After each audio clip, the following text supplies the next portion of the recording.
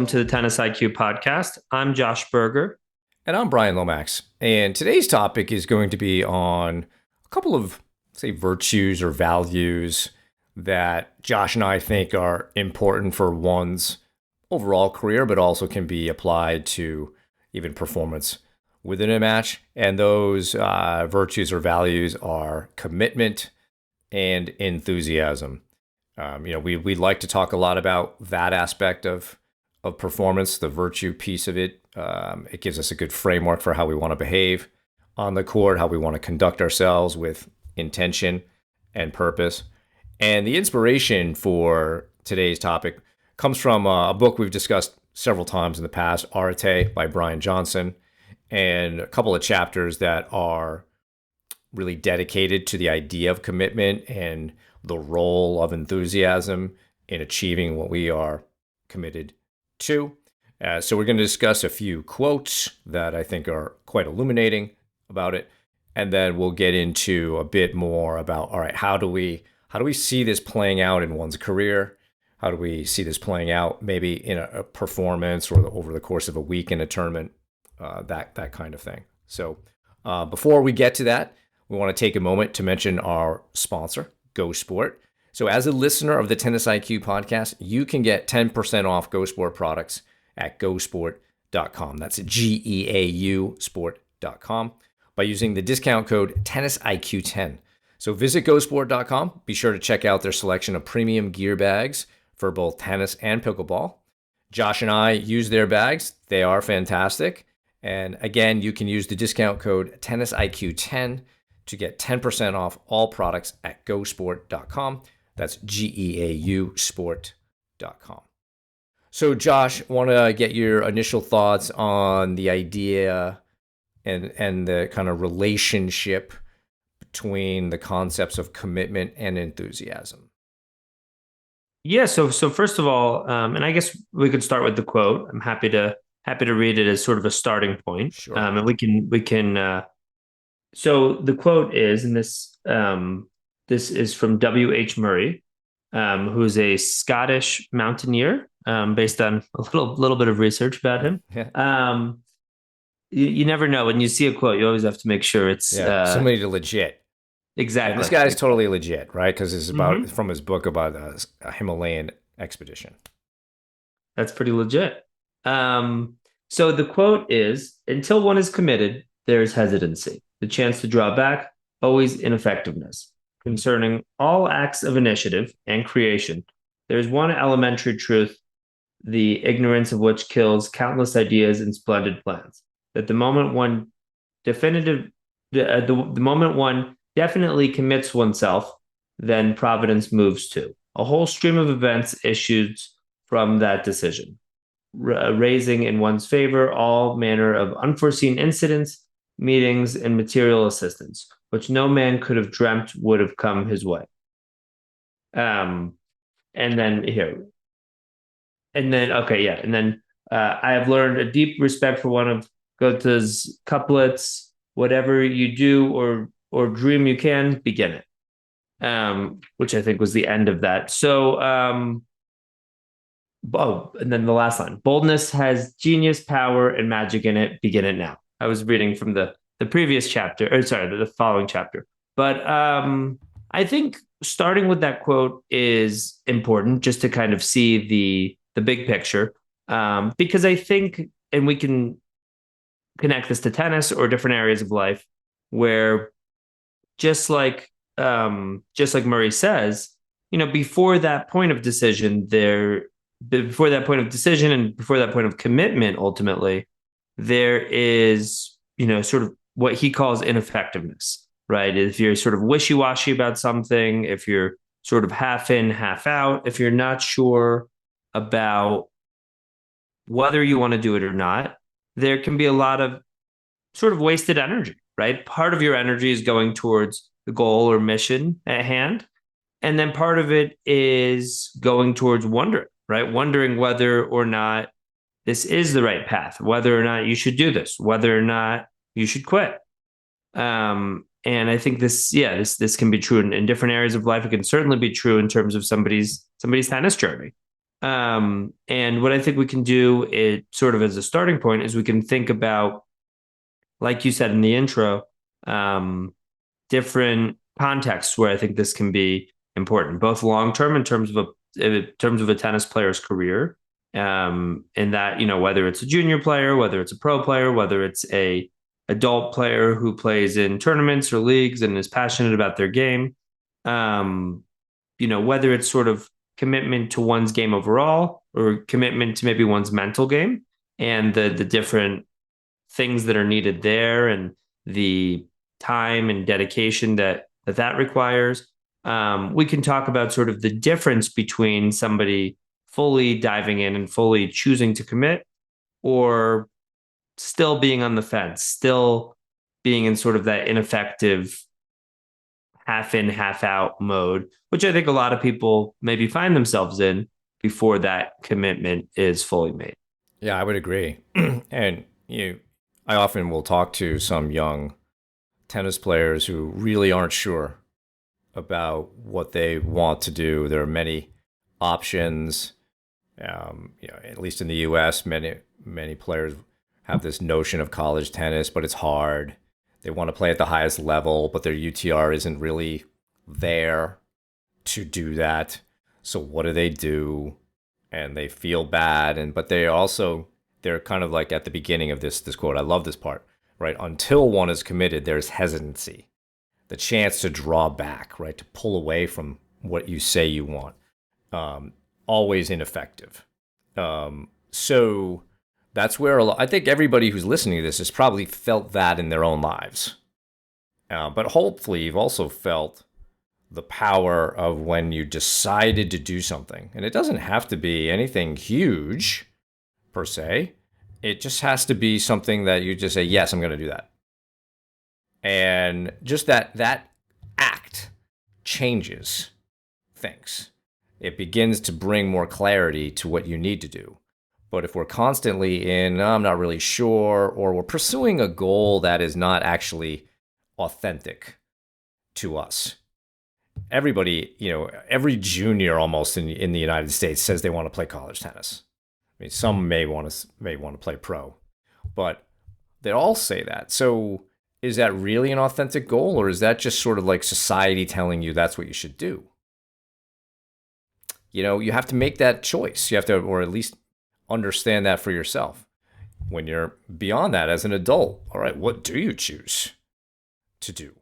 The idea, though, is you should probably choose something that you can concentrate all of your effort on, such that you can feel this power. Josh and I are going to give some examples of how this has worked a little bit in our lives. And when I first read this, Josh, I was really thinking more sort of the big picture, longer term of how do we work commitment into becoming the best player that we can become. And, as we've discussed, being the best player we can become, that's like the top level goal. I'll call it our pinnacle goal. But we can choose other goals, milestone goals, that contribute to that. And to me, the power of those other goals is, again, bringing clarity and focus to our efforts. Gives us something that we want to do, not that we have to do, but we want to do. And now we can begin to make plans. Now we can begin to enlist others into the commitment toward that thing. So I'll just stop there. Just get your thoughts on that. Yeah, I mean, I think that, yeah, once that final decision has been made, right, and he describes it as, as providence moving, but once that decision has been made, there's a certain force that I think can lead to things happening, right? And things happening at a much faster rate than before. I think it's, whether it's the people around you starting to recognize that decision is made and maybe responding accordingly, whether it's you being so driven by that mission or that goal or that, commitment in front of you, that decision that was made, that you're figuring out all the different pieces that need to be put in place.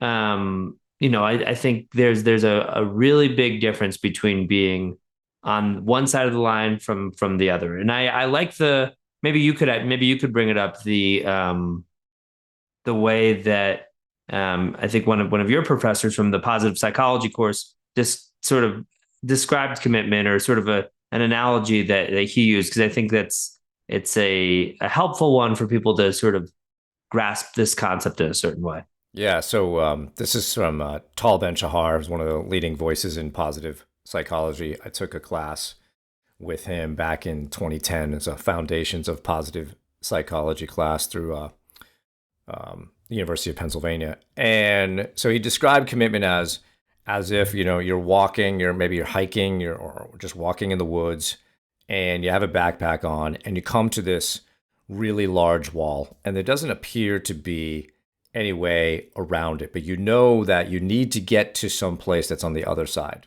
of the wall. And so how do we commit to that? We take off our backpack and we throw it over the wall. It's got all your water, it's got all your supplies, everything is in that backpack. You are now committed to getting over this wall somehow, some way. And it's also a similar story, although I think it's a myth, Josh, about Hernan Cortez and Mexico, and visiting Mexico, that they burned all their boats and just said, "Look, Yes. we're here." I don't think that that's true, actually, that story, but it's a good metaphor for, many people have talked about burning the boats. So it's a commitment. We're not going back. We're here. We're moving forward. And so I do think that these stories or metaphors are helpful in that it gets us to understand that commitment, as you said, is a force. When you said that, it reminded me of Phil Stutz, the guy who, there's a documentary on Netflix on Phil Stutz, Jonah Hill's therapist. He also works with a lot of others, including Brian Johnson, the author of Arte. And he talks about the idea of life force and having enthusiasm for life and how that brings people into your life more. He talks about this thing called the grateful flow. So, we're not going to talk so much about gratitude today, but gratitude is also a very powerful force in creating these things. So, I think back to something in my own career, Josh, because I would say a lot of my life has been lack of commitment. Certainly, really maybe the first 30-ish years was sort of a lack of commitment. And that doesn't mean you can't improve. It doesn't mean you can't do things well. But are you actually maximizing who you could be, your own potential? And, some of that started to change in my early 30s. That's where I made a more of a commitment to tennis. And that led to, in my 30s, playing national tournaments for a couple of years and doing quite well. But I remember there was a more of a commitment moment when I was 44 years old, 2012, and I had been playing some good tennis for the previous years, just having a good practice schedule, kind of working out a little bit. But I was like, all right, you know what? Next year, I want to be the number one 45 and over player in New England. And so I committed to that goal. Now, and I knew that goal was not a have to, something I wanted to do. I knew it would help make me a better player. And so once I did that, I started gathering a team around me. I got a fitness trainer. I started working more diligently with a coach. So there was a great coach at the Westboro Club in Westboro, Massachusetts at the time, Scott Peters. Scott, fantastic player, much better than I was, but he was great to spar with, and we got along really well. So I would have weekly, maybe even bi-week or 2 times a week hits with him. I would play tournaments, and it all helped me to make my game better. And I would say that from 45 to 47, maybe 48, Josh, some of my best tennis occurred in that age range, which you would say that's kind of weird. Maybe, my late 40s, are you playing some of your best tennis? It was because of that commitment that everything started to fall into place. And if I hadn't committed, I might have had some good years, might have still been playing okay tennis. But this commitment to something, a nice interim goal, gave me a target to shoot for. And I don't even think I got number one that first year, but I did in the 2 years after that. So, a lot of lessons learned through that commitment. But I just saw that when I did that, the plans really crystallized. They became clearer to me, and I just had a weekly thing that I would do. And the tennis was a little bit easier. Going out and competing was a little bit easier. So that's an example of kind of me taking this idea of committing to something and then more or less making it happen, but also other things around me fell into place. Well, I like that. And what I like is that there's a clear goal or sort of a clear milestone that you're focused on. And because of that, that one decision leads to many others, right? It's okay. I'm deciding that I'm committing to this. And then that almost makes the other decisions easier, right? It's okay. I know I want to work more with this coach. I know I want to get, um, you know, work with somebody on the fitness side, right? I know I want to sign up for all these tournaments, which is a big time commitment, right? And you don't become number one by playing just a couple of tournaments in a year, right? There's a certain dedication and commitment required there, right? So it's sort of like that one decision that's made leads to all these others, but in a certain way, it makes those other decisions quite a bit easier. Um, there's a concept I've been thinking about recently, which I think relates to this. Trevor Moawad, who was in the sports psychology space, and he passed away a few years ago, but he worked with a lot of different sports, and he talks about this idea of the illusion of choice. That when somebody wants to achieve something big, it feels like there's these different choices that need to be made. But really, you know, okay, like let's stick with your example. Is it really a choice to work on your fitness or not? Well, I would say maybe no, right? Maybe it's not actually a choice if you want to achieve that goal, right? If you know that that's sort of your north star, what's driving you, then it's going to be really tough. I would say probably impossible to get there without being at a high level fitness wise, right? You know, same goes with working on your game. Same goes with your tournament schedule, right? So, and I think with other examples of commitment as well, it's sort of, once that's made, yes, there are other choices and decisions that need to be made afterwards, but really there is sort of that, I would argue that illusion of choice, because it's, yes, you can decide to do it or not, but you almost know the right path once that decision is made, because it becomes, I think, a lot more clear at that point. And Brian and I were talking before the episode started about sort of examples here. And I think back to sort of starting my practice, starting my business, where in the beginning I was coaching at different places, and I had a few clients, right? A few clients that I was working with, but I, sort of decided and committed that I wanted to, that I wanted to do this full time and long term.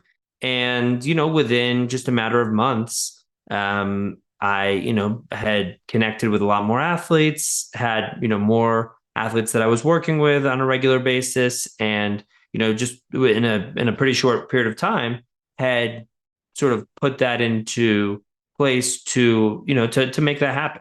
And I think it's, again, it all starts with that one moment of commitment and of fully diving in. And then, I think then, yeah, there is that sort of illusion of choice where it's, I don't need to keep deciding each day whether I want to do this or questioning it and putting my energy there. I'm putting my energy towards making it happen in some of these different areas, right? I mean, you think about something like starting a business. It's not just, it's not just one day, okay, I have my business. It's okay. No, there's a lot of, pieces that go into it, right? The website, the business card, the LLC, starting to connect with different athletes and coaches and facilities, and there's a lot of steps along that process. And I think, at least for me, that those steps became a lot.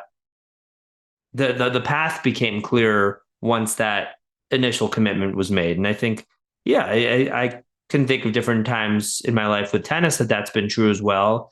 I think for me, college tennis was a motivating factor. So I think about my, I'd say, sophomore through senior years of high school, where I was playing a lot, playing tournaments, nearly every weekend. I'd spent a month and 2 summers training down in North Myrtle Beach, to to sort of work towards that goal. And again, it wasn't a matter of me sort of questioning, okay, is this the right decision? Should I play in this tournament this weekend? It was almost a given because I had this thing driving me. And I think, probably everyone can think of times in life where they've made a commitment like that. And then, yeah, sort of like this quote of W.H. Murray, some of these other pieces start to kind of fall into place. So I think the thing about you choosing, because, this happened, this career sort of shift happened during the life of this podcast, That is true. right? You were in Newport, you were pro, you were doing sports psychology stuff on the side, and then something prompted you to say, I should go for it, right? Um, I'd been down a similar path and, found that being a pro and trying to do sports psych and getting clients that way wasn't really a great way to do it. It needed that dedication. So can you then talk about, Josh, knowing that you chose a really authentic path for you, how did enthusiasm help create the business? Because if you were not enthusiastic about it, probably that energy could be felt by others, right? The authenticity of what you're trying to do could be, or lack of authenticity, could be felt Right. by others. Yeah, it's a good question. I think that if we're sticking with this particular example, I think that the enthusiasm piece was key in a few different ways. I think it was key in terms of um, being maybe willing to do certain things, working maybe at certain times, right? That if somebody wanted to do a later in the evening session, or again, I was driven by it, so I had a certain enthusiasm to make it work in that sort of way, in terms of being dedicated to that goal, but also in terms of, yeah, trying to be the best that I could be in this particular thing, right? Trying to learn, trying to read, trying to immerse myself with good people and more learning opportunities. Like this podcast has been, a fantastic learning opportunity for me. And I think, once that goal was set, it just be the enthusiasm of, and sort of passion of, of doing this, yeah, definitely became sort of that driving force behind it. And I think, obviously, hindsight is 2020, and you can sort of look back at something and see, it's all the pieces start to, it starts to look like more of a clear path. But I think in the moment when when things feel a lot more uncertain, I think that enthusiasm is, ended up being one of the main factors that led to, that goal being achieved. Yeah, and when we can bring enthusiasm to our daily activities, when I think of enthusiasm, a couple other words come to mind, a couple E words actually: energy, excitement. We've talked at times about the virtue of zest. It's a positive psychology value or virtue that is highly connected to flourishing in life. So when we have zest for life, when we have an enthusiasm for life, an enthusiasm for what we're doing, we can flourish in that activity. So we want to think about bringing some energy and excitement to what we do. And that's a lot easier when the path we have committed to is the path that we want to commit to. There's a famous Steve Jobs quote, and it was also in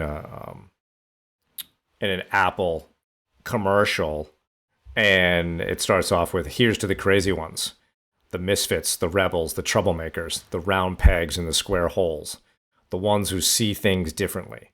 They're not fond of rules, and they have no respect for the status quo. You can quote them, disagree with them, glorify or vilify them, but the only thing you can't do is ignore them, because they change things. They push the human race forward, and while some may see them as the crazy ones, we see genius.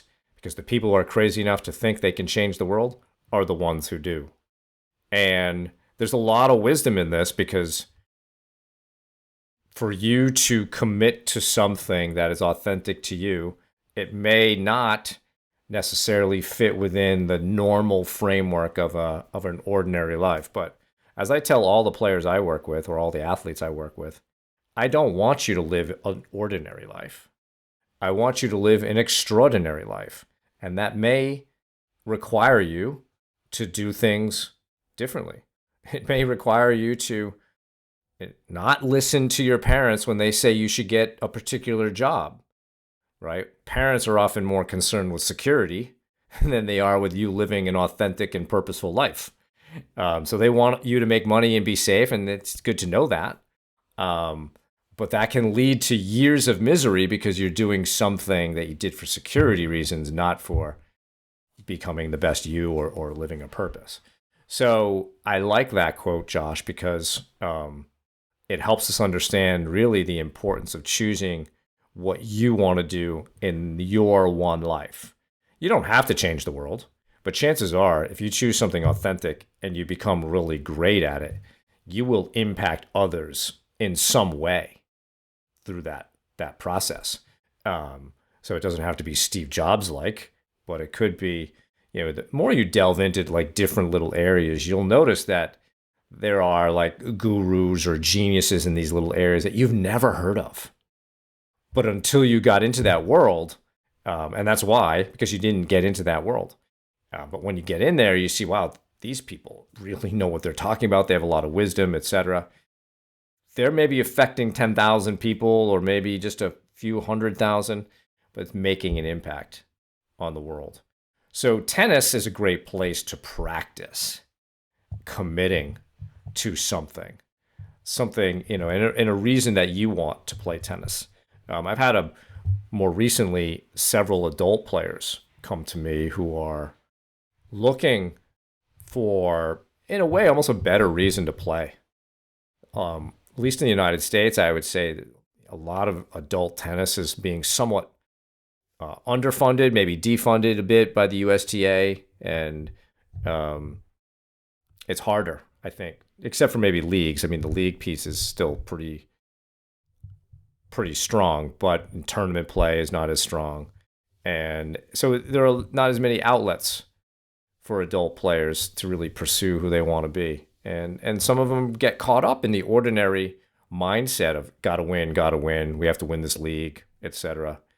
And that can be, I would say, that can really hold people back, that idea of have to win. And so I've really enjoyed working with a lot of adults recently on helping them commit to being the best player they can become, and using little commitments, Josh. Like there's one guy, we just said, all right, let's just start playing tournaments. That's our commitment. We're going to play this tournament. And that got him focused on preparing. Working with a trainer, starting to work with a pro, playing for 5 or 6 days in a row. And, it hurt his body. He wasn't used to that. But it, again, brought some clarity to what he wanted to do. And he did it with enthusiasm. And I think that that's important. When we do when we commit to these things, can we go full in? Because I think I wanted to pull some quotes on enthusiasm, and there's some very good ones out there that are related to this concept. So Ralph Waldo Emerson, so an American philosopher, nothing great was ever achieved without enthusiasm.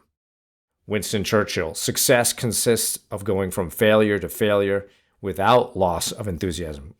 What a great way to explain the game of tennis when you're playing a match, right? Can you think of a sport in which there's more losing going on during the event on the way to possibly winning? Um, and the last one I'll share. This is from Og Mandino. So a great book by Og Mandino is the greatest salesman in the world. Recommend that to everyone. Without enthusiasm, you are deemed or do I'm sorry, you are doomed to a life of mediocrity. But with it, you can accomplish miracles. And hopefully, as we're talking, everybody's getting a sense of, yeah, it's really important to commit to something, and can I do that something with enthusiasm, and just let's see what happens. I don't know what'll happen, but it's really exciting to commit to something and just like let it unfold and see where it goes.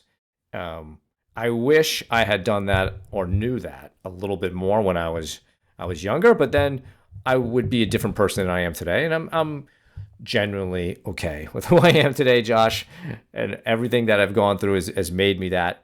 But maybe now I understand it a little bit better, like the need for commitment, the need to pursue something with enthusiasm. Well, I think probably everybody can think back to certain times where they have pursued something with sort of the I would say the necessary enthusiasm that it takes to really achieve something, and sort of going in half-heartedly, right? Going in, sort of one step in, one step out, and I think sometimes, yeah, I think about, maybe it's having sort of that plan B in the back of our minds, right? Or having a way out if something doesn't work. And I think, yeah, when we are really enthusiastic about something, really bringing sort of that zest, that energy for life, that energy for whatever that particular thing may be. It's palpable. People can sense it. I think the people around you can recognize it. I think sometimes they want to get on board or want to be involved in certain ways. So I think it's really key. And I don't think we've really touched on this yet, but I think it is relevant. Within a match as well, right? With this idea of committing to something while you're playing or within a match, I think is really key. And I think the enthusiasm piece fits in there as well, right? Whether it's, okay, I want to commit to playing a certain way, right? Like I can think of myself, and I've always been, I think, the defensive part of the game, the consistency and defensive part of the game have always come a little bit more naturally, where the aggressiveness has been more of a journey. But I think in recent years when I've tried to play, I've really tried, so with varied success, tried to commit to more of an aggressive style of play and going for my shots more. And I can think to certain moments where I've really done that, and maybe it's part of a match, maybe it's a whole match. I could think about when I've done that and really what that's like. And there's a certain, you're sort of going for something without fully seeing where you're leaving. You're taking a step without fully knowing where you're landing. It almost reminds me, and I know there's a quote. I don't remember who it's by, but it Martin Luther almost King, reminds. I think. Oh, is yes, yeah. That quote. I was actually thinking about a different one where they talk about driving driving at night, right? Let's say you have a multi-hour drive at night, and you look ahead, and you can't see that far ahead, right? You can't see the hundreds of miles, right, of the drive, but you have headlights on your car, and you can see however far ahead you can go, right? You can see however far ahead your headlights show you. So it's not that you have to fully see the whole path ahead. You just need to see that, that sort of next step that is illuminated by those headlights. And yeah, there is that great quote by Martin Luther King as well, which I don't have in front of me, about sort of, yeah, taking that step and not fully knowing what comes next, but sort of having the courage Yeah. to do it. And, I would say being able to, part of, I think courage and commitment go hand in hand here.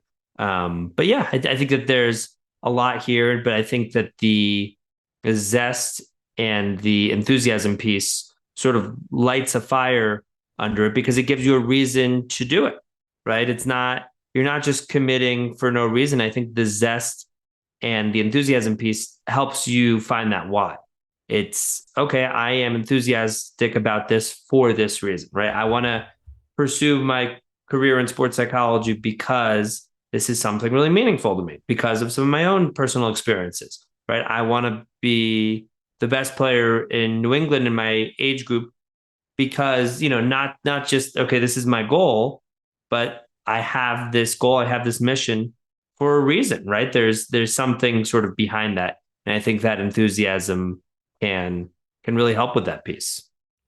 And I think we can also bring us down to performing in a match. We did a an episode on committing to one's game plan, and that was episode 189 back from almost a year ago, last September. Um, and we talked a lot about how that commitment is so important for the same reasons that this is important as a kind of a life skill. Going into a match with a bad plan is better than going into a match with no plan. At least a bad plan is something, or an imperfect plan is something you can adjust off of. No plan is there's no commitment there. It's ineffective.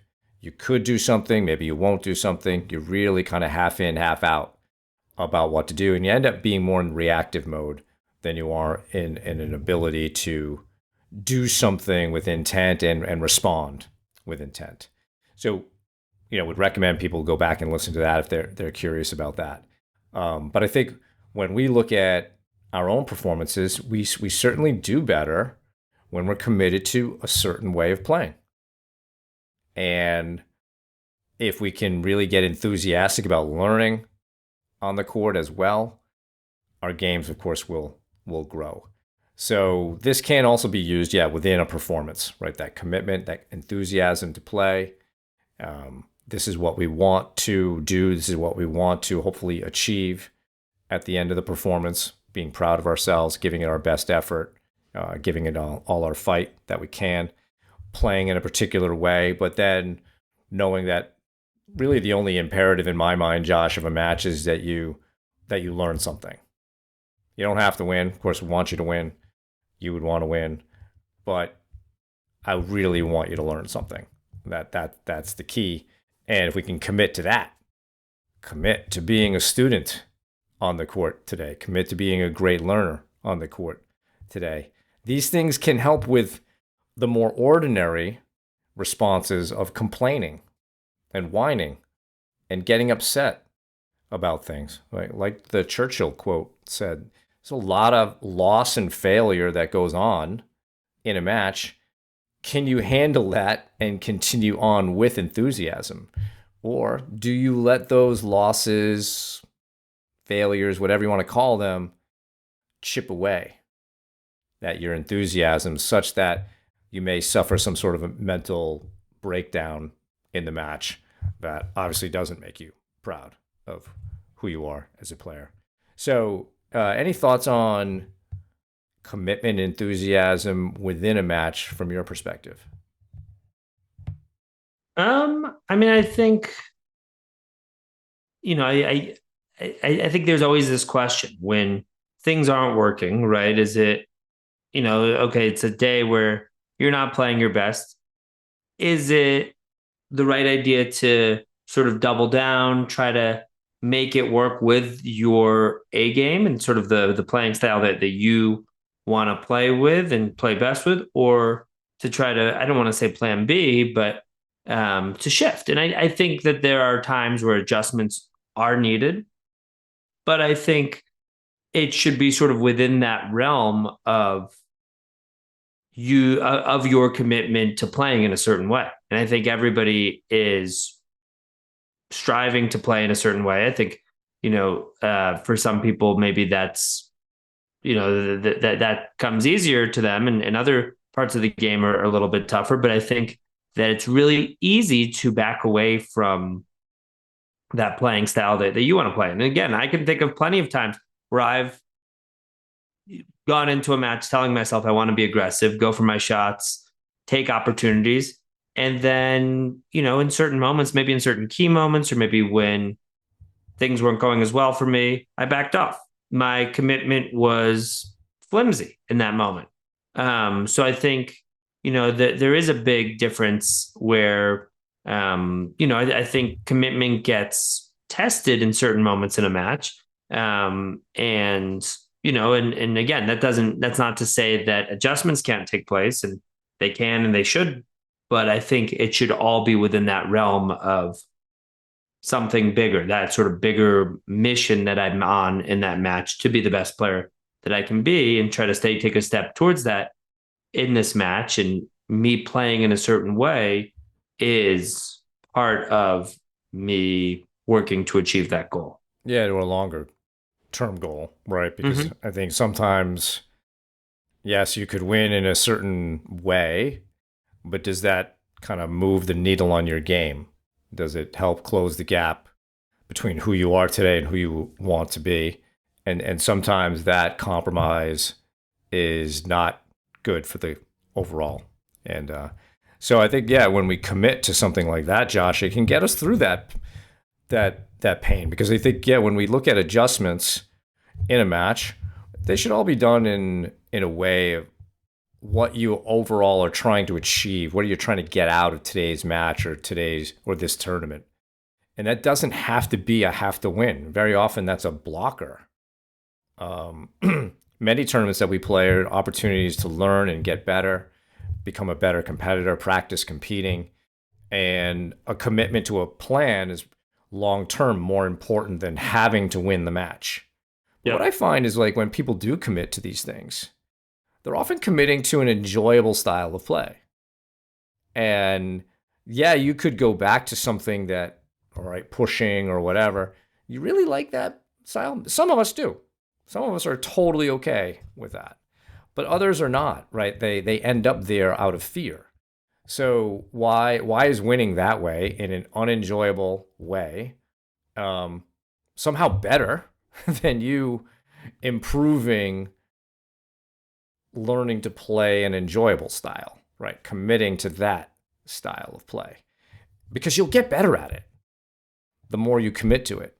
And even within a match, if you can just say, no, I'm going to just keep playing this way, there's a good chance your game comes back. Really good chance that it comes online at some point. And there are many players who have done this kind of thing where they don't back off their A game. If anything, they double down and start hitting it harder to that, right? And that's something we should watch because it's not always taught that way. I hear a lot of what I would say, coaches who mean well but are a little bit inexperienced, telling people to change, oh, do this, do that. They don't practice any of these things, right? This is not 1950 where everybody who's played tennis has learned every single skill, right? Continental grip, how to hit slices, light forehands, volleys, overheads, right? I hate to say it, but in those days, and even in the 60s and 70s, people were probably developed into more fully skilled players than they are now. I think we're coming back to that, but there was certainly a period from like maybe 1980 through 2010 where people were just trained to hit forehands, two-handed backhands, not a lot of attention paid to the net, not a lot of attention paid to slicing and drop shots and lobs. Yet we have coaches asking people to do these things and serve volley. And how can you do these things well when you don't practice them? You don't even have it in your arsenal. So it makes no sense, right? So if you only have a few skills, you don't have much of a choice. You just have to do that stuff a little bit better. But I would say, Josh, as you and I, as mental performance, coaches, trainers, for me, those adjustments when we're not playing well have nothing to do with tactics and nothing to do with technique. It's all about focus. It's all about changing your energy. It's all about helping your body to relax more. If you can focus on those little things, that game plan that you wanted to commit to, you give it a better chance. So I think it really is a matter of like, what are your adjustments? Because I think of some of the matches in which I wasn't playing well, I didn't change anything except to try to make myself feel better and know that there were some parts of my game I could do a little bit better. I could be a little bit more focused here. I could make a few better decisions. There's nothing technical, tactical about that. It's just me deciding to do those things a little bit better. So yeah, that's kind of my thought on the whole commitment piece and staying committed. I think it's important to stay committed in your matches and then pursue that. Don't be half in, half out. Really make sure that you're committed to what you're doing and let it play out. Give it enough time to see how it might work out. You might be surprised. I think that I think that sums it up, and I think it's true within a match. It's true within a point. It's true longer term in terms of somebody's tennis career or sort of journey as a player. And as we talked about in other areas of life as well. And I think, yeah, it's there's different sorts of analogies we can use in terms of, burning the boats or, things like that, where, throwing the backpack over the wall where, again, you don't really have a choice at that point. You're all in. But yeah, I think that I think this one decision of committing to something, really illuminates the path, really makes it so, all those other decisions, all those other moments down the road, it makes it easier because you're moving in the right direction. You're moving in the direction of that bigger picture goal, and you're not constantly questioning it, unsure. You're all in. And I think that, I think our point today is just how much sort of that decision and the enthusiasm behind it, how much of a difference that can really make. So that's our show for today. Thank you all for listening. For more on today's episode, please check out the show notes. If you have any feedback or questions for the two of us, please email us at tennisiqpodcast@gmail.com. Also, if you're enjoying the content that Josh and I discuss on the show, please rate and review the podcast so other tennis enthusiasts can find it more easily. Additionally, to be notified of new episodes, please subscribe to the show on your podcast platform of choice, including YouTube. And you can also check us out on Instagram. Thanks again, and we'll talk to you soon in our next episode.